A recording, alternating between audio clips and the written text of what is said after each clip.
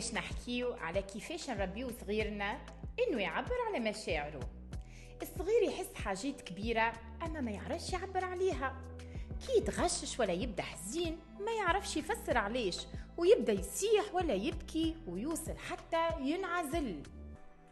ولهنا يجي دورك انت كولي، لازمك تعاونوا باش يفهم شنو قاعد يصير في قلبه، تسمعوا ما غير ما توبخوا، وتعلموا انه الغضب والاحباط او حتى الاحساس بالظلم الكلهم مشاعر طبيعية، لكن يلزموا يتعلم كيفاش يعبر عليهم بطريقة صحيحة. قولوا مثلا انا فاهم انك متقلق، اجا خلينا نحكيو، مش لازم تصيح خاطر راني قاعد نسمع فيك، وانا معاك لهنا باش نلقاو حل مع بعضنا.